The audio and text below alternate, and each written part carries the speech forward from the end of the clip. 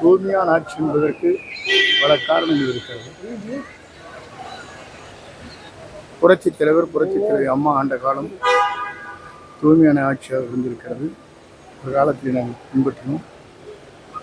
ஆகவேதான் அன்றைய தினம் வெற்றி என்ற இலக்கை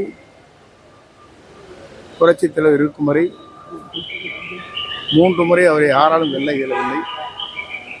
புரட்சித் தலைவர் அம்மாவும் 5 முறை முதலமைச்சராக இருந்தார்கள். இப்போது மக்களுடைய தீர்ப்பை பொறுத்தவரையில் 2021 என்ன தீர்ப்பு வழங்கப்பட்டிருக்கிறது என்பதை அவருக்கு அது பதிலாக இருக்கும். நீங்க காலக்கெடு விதிச்சீங்க, அந்த குறிப்பிட்ட அந்த காலக்கெடு குறிப்பிட்டு அவர் வந்து காலக்கெடு இல்ல அவருக்கு காலக்கெடுகள் விதிக்கவில்லை. நீ முதலில் பத்திரிகை என்பது தெரிந்து கொள்ள வேண்டும். நீங்க இந்த கேசட்டை போட்டு பார்த்தாலே தெரியும். 5 நாட்களுக்குள் பேச்சுவார்த்தை துவங்க வேண்டும். 1 மாதம் அல்லது 1.5 மாதம் எடுத்துக்கொள்ளலாம். அதற்கு பிறகு யாரை சேர்த்த வேண்டும் என்பது பொதுச் செயலாளர் தான் முடிவு செய்ய வேண்டும் என்று சொல்லியிருக்கிறேன்.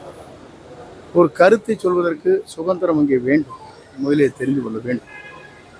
நீங்கள் அன்றைக்கு கூட படம் கையிலே வைத்திருக்கிற போது சொன்னீர்கள். அவர் கூட அதை சொன்னார். நான் இங்கே விவசாய நிலத்துக்காக சென்றேன், அவர் படம் இல்லை, அம்மா படம் இல்லை, தலைவர் படம் இல்லை என்று சொன்னார் என்று குறிப்பிட்டார். இதே விவசாயிகள் நடத்திய ஒரு நிகழ்ச்சி அங்கே காவிரி டெல்டா பகுதியில் விவசாயிகளுக்கு சிறப்பு மண்டலமாக அறிவிக்கின்ற போது அன்றைக்கு விவசாயிகள் தலைவர் அம்மா படத்தையெல்லாம் வைத்துத்தான் நிகழ்ச்சி நடத்தினார்கள். இந்த நிகழ்ச்சியை பொறுத்தவரையிலும் எல்லோரும் சேர்ந்து நடத்திய நிகழ்ச்சி. ஆகவே இந்த கருத்துக்கள் சொல்வதற்கு என்ன காரணம் என்று சொன்னால், புரட்சித் தலைவரால் புரட்சித் தலைவர் அம்மானால் அடையாளம் காட்டவர் நாம் அனைவரும்.